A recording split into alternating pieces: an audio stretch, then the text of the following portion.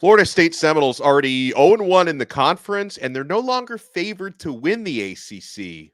Who benefits most?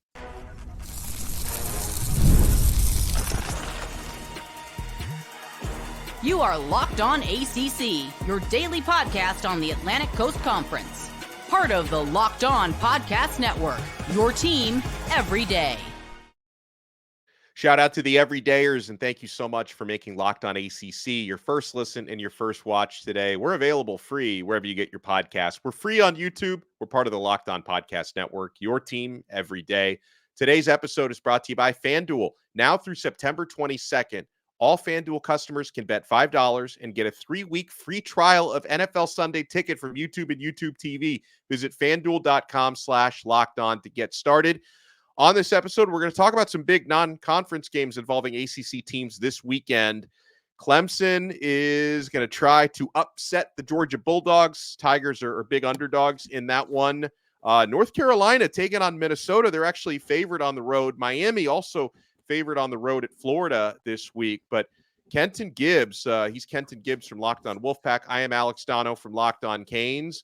So not only did Florida State fall behind the 8-ball, Kenton, they're now 0-1 in the conference to start the season. They definitely showed some, I'll say it nicely, imperfections on the field in that game against Georgia Tech. So if Florida State is indeed taking a bit of a step back this year compared to last year, which team or teams in the conference benefit the most in your eyes? There are the obvious Clemson. There's the obvious, Miami. I want to go with an alternative team, a team that they could not afford to take a step back and still beat. The Louisville Cardinals, baby. I am telling you right now, if this Louisville team is who we think they are in terms of, again, very high floor, kind of lower ceiling than some of these top teams, but they find a way to end up back in Charlotte, I would say that we could look back and say, man, Florida State not being good did end up in Louisville going to 2 straight ACC championships, huh? Regardless of if they win, lose, or draw it out, that's still a hell of an accomplishment to say, hey, we went back to back and potentially winning because, let's just be honest. I have said about Louisville, I like that team a lot. I really like everything about that team except the quarterback. That is the only concern for me. And it's not even really about his play so much as it is his health. So with that being said, I think that last year's runner-ups, the Louisville Cardinals, are the team who benefits the most from this. I mentioned at the top that the Seminoles are no longer favored to win the conference. They were prior to that game. So the teams, according to FanDuel, who directly benefit most from this, you mentioned a couple of them. Clemson Tigers are now the favorite to win the ACC at plus 290. Miami now has the second best odds at plus 350. Florida State has fallen to third at plus 600. Well, actually, Florida State and NC State are actually tied at plus 600 odds. So Florida State and NC State are tied for third. Then you have Louisville behind them at plus 850, Virginia Tech at plus 950. So actually, Kenton, based on what you just said, you made the case for Louisville. I would say Louisville at plus 850 feels like some value now for those who want to make a preseason bet on the ACC champion. Let me tell you something. I really and truly believe that if that team finds their way back, it'll all come down to quarterback play. And can they have a quarterback who's going to show up and do good things in that game? Because the boogeyman, the team that we were afraid of, that offense last year for Louisville was prolific until they ran into the boogeyman, until they ran into Fisk and Verse and company and Patrick Payton and crew. Then they looked very human, very normal throughout that entire game. So with that in mind, they have the opportunity to go back, and there is no boogeyman.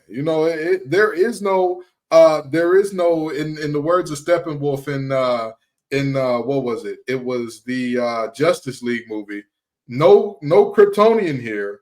No Green Lantern. No, that this world will fall. If I'm Louisville, I'm looking around saying, wait a minute.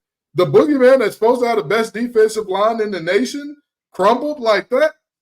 I feel good. I feel great if I'm part of the Cardinal faith. Yeah, and honestly, every team that has Florida State on the schedule, and I don't want to downplay this too much. That's still an incredibly difficult game. So I don't want to Yes, I don't want to yes. come in here and say Florida State's finished. It's still a It's a difficult game. cakewalk now. But well, no, yeah, but you do look at the performances of their offensive line and that vaunted defensive line that basically did nothing in that game, and you say, okay, this is going to be a little bit more of a favorable matchup than we thought, unless they can fix these issues very quickly.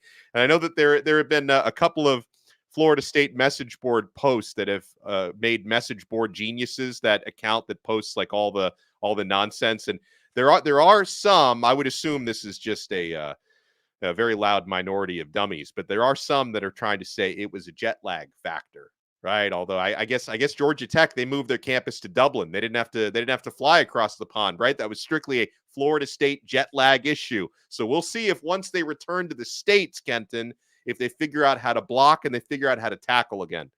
No. It was because Georgia Tech got there through instant transmission. You remember on Dragon Ball Z when Goku used to put his fingers on his forehead and travel. That's what they did. Haynes King, that's why he didn't throw the ball as sharply, because he used all his energy doing instant transmission to get the team to Dublin. So they didn't have any jet lag. It was just Florida State. Florida State were the only ones who had jet lag in that game, because, again, they found a way to move from Atlanta to Dublin without flight. Well, let me also add this, because we're talking about a bunch of ACC teams that are benefiting from Florida State losing and for looking human compared to last year. Let's throw the Georgia Tech hat into that conversation, Kenton, because Georgia Tech, they're off to a 1-0 start. They outmuscled the Seminoles. Like, they didn't win by some fluke. They went out there and they played a better game of football. They pushed Florida State around.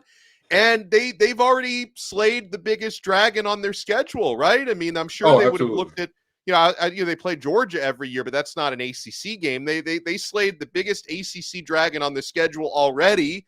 But I'm actually surprised that Georgia Tech, despite that victory, they still have the 8th best odds to win the ACC at plus 3,000. And actually, funny enough, Kenton, Georgia Tech is still behind SMU in the ACC championship odds, despite the fact that SMU had to scratch and claw to come from 10 points behind to beat Nevada.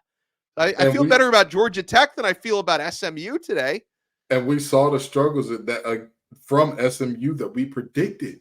We saw the struggles to run the ball. We saw that they had struggles protecting Preston Stone, which is what we talked about all offseason. Yeah. All offseason, it was about, can you get it done in the trenches? We know about Maryland and company on the outside. You nor I put up any argument, protest, or contest when they said, hey, we have the best receiving core returning in the conference. We agreed. Even though they're new here, y'all receiving core, best.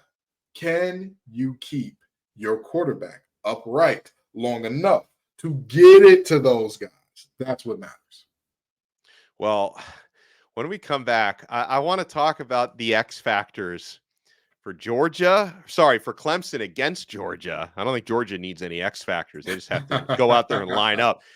The X factors for Clemson against Georgia, X factors for Miami against Florida, and I know Kenton may enjoy some X factors for North Carolina against Minnesota as well. You got some big non-conference games coming up. My friends, you want to keep it locked. We're only getting started on this brand new episode of Locked On ACC. I'm only getting started with 5-hour energy. Guys, I need that afternoon pick-me-up. I like to stay up late. Well, that's a lie. I go to bed early, but I wake up very early. And by the end of my lunch, I start to hit that wall. 5-hour energy is so clutch. In fact, research shows that more than 70% of us hit the wall after lunch. Let a 5-hour energy shot help you leap over that wall instead of crashing into it. With zero sugar and a convenient portable size, it's the perfect pick-me-up for getting stuff done. The 5-Hour Energy website has flavors galore, like watermelon, tropical burst, grape, berry, and more. And guys, they really taste good. I enjoy 5-Hour Energy. There's a flavor for everyone. Try them all. On the site, you even have the option to build your own 12-pack or 24-pack. You choose the flavors, and it's delivered right to your door. If you go to 5hourenergy.com, that's the number 5hourenergy.com, and get some 5-Hour Energy product today, you can use our promo code LOCKEDONCFB, all one word, LOCKEDONCFB, to receive 20% off your order. This offer is only valid until September 30th on one order and cannot be used with other promotions. The code is not good on subscription orders. Go to 5hourenergy.com today. Thank you so much for making this episode of Locked On ACC your first listen and your first watch today. Guys, make sure you're checking out Locked On College Football. Locked On College Football, it is its own channel. Spencer McLaughlin does a fantastic job, and sometimes he even brings Kenton and I on the show to wax poetic with him. And I know Spencer, just as we did, had a lot of good content after that Georgia Tech upset victory over Florida State. So make sure you check out Locked On College Football. Like this show, it's available free wherever you get your podcasts and available free on YouTube. Well, Kenton, the Clemson Tigers are 13.5-point underdogs opening up their season prime time this Saturday against the Georgia Bulldogs. Georgia are favored to win the national championship this year. You know, Carson Beck is one of the darling preseason Heisman Trophy candidates. Absolutely. What would you say if you're going to talk somebody into Clemson pulling off an upset this weekend? What are the X factors? What has to happen if the Tigers are going to have a chance against the Dogs? The best player on the field for Clemson is a guy that's not going to be on the field in pads. It has to be Mr. Riley. Garrett Riley has to call a fantastic game, but more important than Garrett Riley calling a fantastic game, Dabo has to get the hell out of his way. You did not bring him here to run Clemson's offense. You bought Garrett Riley here to run Clemson, the best offense that fits their pieces. That's what you bought him there for. If you want to run Clemson's offense, what did you even need an offensive coordinator for? You could just sit any old dummy up there and say, hey, man, listen, this is our offense. This is what we want to run when we want to run it. Now, you have the freedom to choose between these three plays like it's NCAA 25 or something. But other than that, that's how far the leash goes. No, you need to let that man cook the best way he knows how, because at the end of the day, if you come in trying to run Clemson's offense against Georgia, we will not see two back-to-back double-digit dogs win in big-time games for the ACC. It will not happen. It cannot happen if it is this, oh, well, we're going to run what we run. We're going to run this terrible quarterback draw power thing that everybody sees coming from a mile away. Oh, well, we're going to run, all of these plays that are super predictable that we've run a million times already. You're not going to beat Georgia like that. Kirby and crew will wreck shop if that's the case. Yeah, it's just, Georgia against just about anybody is at a big talent in-depth advantage. Right. I think, to me, I'll give you an X factor and an X factor player. I think for me, an X factor is Clemson has got to hope that they can win the takeaway margin like +2. I don't think Clemson's going to win the game if the turnovers are even. I don't think Clemson's going to win the game if they're +1 in turnover margin. I think they have to be like +2 in the turnover margin. I think there has to be not only opportune plays, strips, interceptions, but a little sloppiness on the Georgia side that can help, flip the game a little bit. And then maybe an X factor player. Obviously you're going to need Cade Klubnik to step up and, play like the guy that Clemson fans were hoping he was before the season started last year. But I think a guy who could potentially create mismatches and help move the chains and get in the red zone is their 6'6" senior tight end, Jake Brenningstool. I think he's got to have a big game. He's probably going to have to have a couple of big first downs, a touchdown reception or two. And listen, maybe I'll be wrong about this because I thought Florida State would have a pretty big talent discrepancy against Georgia Tech. We didn't really feel that way watching the game, but I do feel heading into Clemson against Georgia that there's going to be a disparity in talent in Georgia's favor. So I think some things are going to have to bounce Clemson's way for them to get this done. Oh, 1,000%. The reality is if Clemson does not find a way to create explosive plays, at that point in time, you're saying to yourself, can you nickel and dime? Can you be the more physical team? Right. And unlike Florida State, where it was this is kind of a mashup of players who played some last year, but were not the main cast of characters. With Georgia, you're seeing guys who some of these dudes were the main cast of characters on the team that was this close to a national championship, to a shot at a national championship last year. So I think that you're absolutely right in that you're not going to win just by nickel and diming. You're going to need those big, explosive, game-shifting plays. You're going to need for Carson Beck to make a decision or two where you're like, oh, he trusts his arm a little too much. You're going to need to have those moments where, like you said, a fortuitous break where things just bounce your way. You're going to need that against this Georgia team because, again, not only do they utilize high school recruiting at a high level, they also get in the portal a little bit. Yeah. They also got them a few dogs in that portal. So, Clemson, you're absolutely right in that Clemson will be at a depth and talent disadvantage. But it's, again, hoping things break right, but making things break right in your own right. And that, again, I'm looking at you, Garrett Riley. What you going to do, man? You need to call a masterful game here because if he calls a ho-hum, so what type of game, it's going to get ugly, and it's going to get ugly quick. Yeah, and so actually on Thursday night is when North Carolina plays at Minnesota, Kenton, and we oftentimes circle the ACC versus SEC matchups. This is ACC versus Big Ten, and the Tar Heels are actually, last I checked, 1.5 favorites on the road at Minnesota. So I don't know, maybe we should be talking about Golden Gophers X factors, not Tar Heels X factors. But keep in mind, that quarterback who was pretty darn good at North Carolina is no longer there. So what do you think has to happen for the Tar Heels to live up to it and get that road win? Be the more physical team. Be the more physical team. We just saw it with Georgia Tech and Florida State. But here's the reality: Minnesota is all about, PJ Fleck and the row-to-boat thing. It's all energy. It's all that good stuff. It's about toughness more than anything else. That row-to-boat thing is about toughness, and it's about rowing through adversity, all that type of stuff more than anything else. He wants to run the ball. We saw it when he was at Western Michigan. We're going to see it again. That man wants to run that football with some toughness, with some nastiness, with some grit, with some edge. That North Carolina team has to prove that they are improved at stopping the run. We've seen it. We've seen it already. Teams can do 180s in terms of their ability to stop the run. They absolutely have to do it. And offensively, they have to be the more physical team as well, because if you give Omarion Hampton the ability to put you ahead of chains, that's where you want whoever is your starting quarterback to be. You don't want the fact that we don't even know who the starting quarterback is yet. Is it Max Johnson? Yeah. Is it the guy who transferred in from Arkansas after already being on the team, but he transferred out, now he's back? Is it the regularly scheduled backup that we thought was going to be behind him? Who is the guy, right?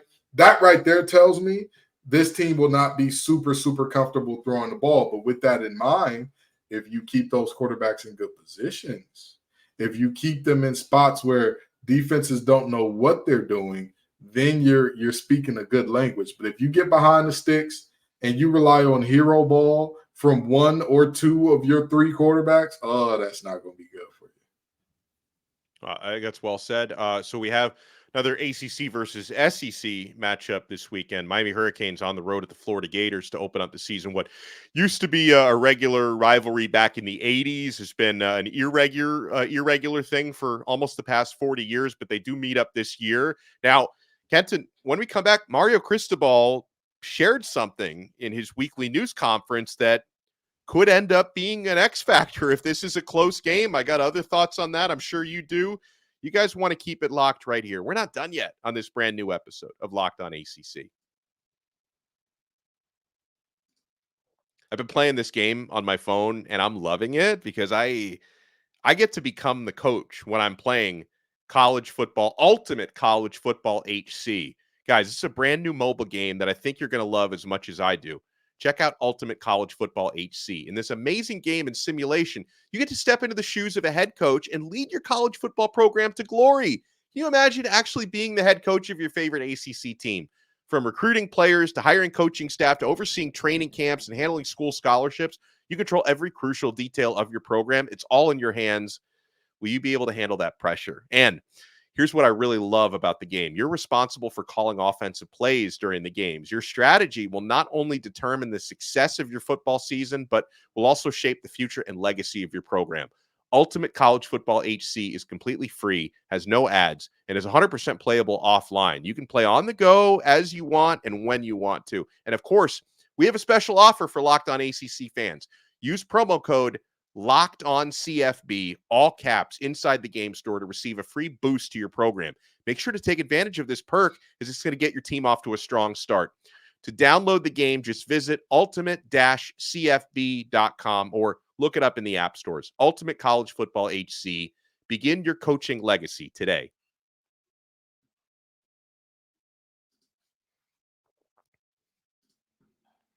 Thank you so much for making Locked On ACC your first listen and your first watch today. He's Kenton Gibbs from Locked On Wolfpack. I'm Alex Donno from Locked On Canes. And Kenton, Mario Cristobal, Miami head coach, had his weekly news conference today ahead of Saturday's 3:30 p.m. matchup with the Florida Gators. And Cristobal, he was asked a question about the in-game time management. Obviously, those questions are inevitable after what happened against Georgia Tech last year. And Cristobal, actually, I was expecting like a really like vague response as to not, take people too deep into the windows of the program, but he actually gave an honest response. And from where I sit, I appreciate his accountability. Cristobal said they've hired a time management coach. So, and keep in mind, like, coach staffs can get a lot bigger now because analysts can now have game day roles, which is now allowed in the NCAA. Didn't used to be. So yeah, Cristobal admitted that there's going to be someone specific on the staff whose job is to overharp on those time management decisions, when to take a knee, when to call a timeout. And, obviously just him admitting that there's going to be jokes and memes about it. But I appreciate the fact that he has looked in the mirror and identified an issue, taken accountability for it, and he's trying to take a step to fix that stuff. It's still a little embarrassing. Like I want to say, hey, this is good. There's no problem. There's nothing wrong with that. This is still a little bit embarrassing. I struggle to see a head coach saying, hey, we need a guy that specifically does time management on the staff as a good thing. But if anybody can find the silver lining, it is Alex Donno. And you have convinced me. You have sold me on the idea that the ability to admit, hey, I needed this coach to come in and help me with time management, that's a good thing. It shows a willingness to learn and grow from moments which, and mind you, it's moments. It's not just one moment, moments with an S, where objectively you had a game won, you did something that was very unserious behavior, and it cost your team a game. So, part of me feels like this is why we don't trust you. This is why we will never trust you until you all are hoisting some type of very big trophy in Miami. Because what are we doing here needing a game management or a clock management coach? But I do get it. It is good to, kind of humble yourself and say, I need help in this area. Yeah, like he said that like they did have like already like a process in place, but he said like they failed to follow it at that Georgia Tech game. So now he wants to make sure the checks and balances of how that works gets a lot louder. So I get it. Like what happened against Georgia Tech will never not be embarrassing, right? So it's like there's no, but wouldn't it be worse if he like refused to talk about it or refused to something that people like to say? I hear this a lot from Oregon fans about Cristobal, is like he's just too stubborn, he'll never change. Like at least I see an effort to fix that. And if it is a close game in either direction against Florida this week, that could be something that could play a factor. But my biggest X factor for Miami at the Swamp this weekend, defensive back play is an X factor for me, Kenton. Now, obviously, if Miami can generate enough of a pass rush, maybe you take the magnifying glass off that a little bit, but you do have good receivers wearing Gator uniforms this weekend, like Eugene Wilson III and Elijah Badger, who can create problems. And, Miami's defensive secondary is unproven. Like they've got a big opportunity because outside of, Daryl Porter, who's a senior, and Mish Powell, senior, who transferred in from Washington, they have other guys like Damari Brown, who's inexperienced, Jadis Richard, Markeith Williams, Jaden Harris, Robert Stafford, that we don't know a whole lot about. So they've got a tremendous opportunity this weekend because, being inexperienced doesn't necessarily mean you're not ready to step up, but they have to go out there and prove it this weekend against a good receiving core from Florida. I absolutely agree. But you know what's even better at keeping receiving cores from not looking so good? I may have joked about his hairline, but that young man makes the hair on back of quarterback's neck stand up. Ruben Hurricane Bang, come on down, brother. It's going to be about you and your crew. You and your crew have to beat up on a depleted Florida offensive line that had some of their best transfer out at the end of the year or went on to other endeavors, whatever the case may be. You have to not only win pass rush situations, you have to dominate. You have to make sure, like you talked about, there are unproven commodities in your back half. The front half has to make the back half look better than what it is. This is the moment. This is the time for Ruben and Co. to absolutely wreck shop. I'll tell you, man, Gator fans are very cocky because I posted a clip yesterday where me and a guest of mine, and it's funny because we weren't really cocky with the way we talked about it. We were saying, hey, Miami could create advantages at the line of scrimmage. And then I start my mentions because I put this out on X, and my mentions start to get flooded with Gator fans like, oh, we're going to destroy you. I'm bookmarking this. I'm bookmarking so I can come back to it. It's like, okay, the Gator fans don't think the line of scrimmage is going to be close. They think it's going to be dominated in Florida's favor. Now, obviously, they're closer to the Florida side. I'm definitely closer to the Miami side than the Florida side. Most of the impartial football analysts I talk to think Miami's going to have advantages at the line of scrimmage. So we'll have to see how it plays out, Kenton. But I wouldn't even call line of scrimmage an X factor because that's the most important part of every game. But absolutely, I just see how those battles play out. Absolutely, but that's why I said Ruben Bain in particular is the X factor because that for sure. Yeah, him being good may be enough. Him being good may be enough. Leave no doubt, brother. Leave no doubt. Yeah. Have them saying no mas. Have them hitting the Roberto Duran, no mas. Y'all all remember what happened against Sugar Ray. He couldn't take no more. He said, no mas. If you leave any doubt, Ruben, you have left room for your team to lose this game. I don't think that Florida has a single guy, and I mean this with everything in my heart and soul. They don't have a single guy that should consistently not only stalemate him, but beat Ruben. They don't have a guy. They don't.